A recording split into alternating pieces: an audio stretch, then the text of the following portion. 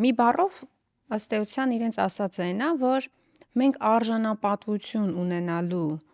եւ ավելի բարձր դասելու արժանապատվությունը դրա ռեսուրսը չունենք։ Հետևաբար ինչ ասեն, պետքա անենք։ Ինչքան ասեն, պետքա անենք։ Ինչքան ուզեն, պետքա տանք։ Էդ է իրանց ամբողջ տրամաբանությունը եւ մեծ հաշվով նաեւ դրանով են գնում ու քվեխ խնդրելու հունիսի 7-ին Հայաստանի Հանրապետության քաղաքացիներից։ Ստա երկու հանգամանք է իրար խառնվում։ Հայաստանի Հանրապետությունը եւ հայ ժողովուրդը այդ ռեսուրսը չունի արժանապատվության, թե Նիկոլ Փաշինյանը եւ ԿՊ-ն չունեն այդ արժանապատվության ռեսուրսը։ Իսկ առաջարկեմ ուղղակի սա տարանջատել։ Հայաստանը ունի, եւ հայ ժողովուրդը։ Հայաստանը եւ հայ ժողովուրդը ունի, բայց Նիկոլ Փաշինյանը իր խմբակի հետ փորձում է համոզել հայ ժողովրդին, որ հայ ժողովուրդը այդ ռեսուրսը չունի։ Այլ բացատրություն այստեղ Իսկ ո՞րն է ռեսուրսը այդ դեպքում հայ ժողովրդի եւ Հայաստանի։ Նիկոլ Փաշինյանին ձեռ է տալիս անընդհատ պահել վախի մթնոլորտ։ Ինքը անելու է ամեն ինչ, որ միջինասված sense հայը այդ վախի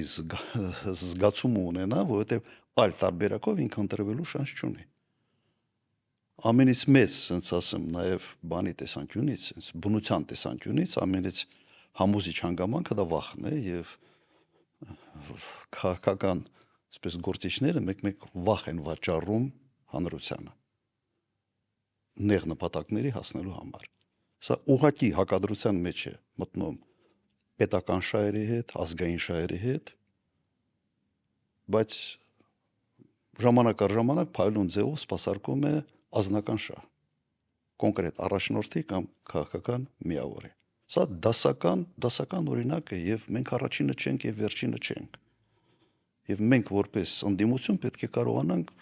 հասցնել այս ամենը մեր ժողովրդին։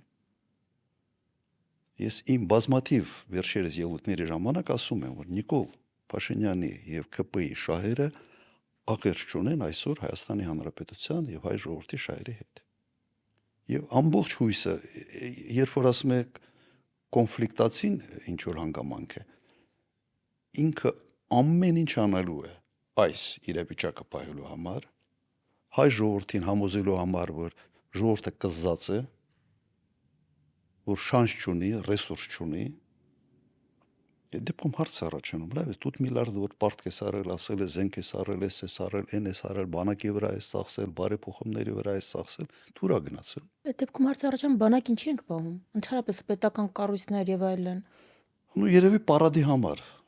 Իր տրամաբանությամբ, sense պարադի համար, որ ինչ որ բերեն, մի երկու հատ ցուցադրական ինչ որ բան են առել Հնդկաստանից, չփորձարկված, աշխարհում չճանաչված, այսպես ասենք։ Երևի ինչ որ ցույց տալու համար, մարդկանց աչքերի մեջ թոս փչելու համար, բայց ինքը երևույթը, երբ քո մշակութային ժառանգության հետ այդպես են վերաբերվում եւ դու որևէ կերպ չես արձագանքում վանդալիզմի, սա նշանակում է մեկ բան.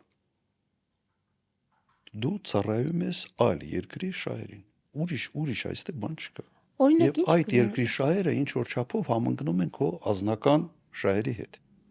Օրինակ ինչ կլիներ, եթե արտաքին գործերի նախարարությունը ուղղակի հայտարարություն տարածեր, որ այդպիսի արարքները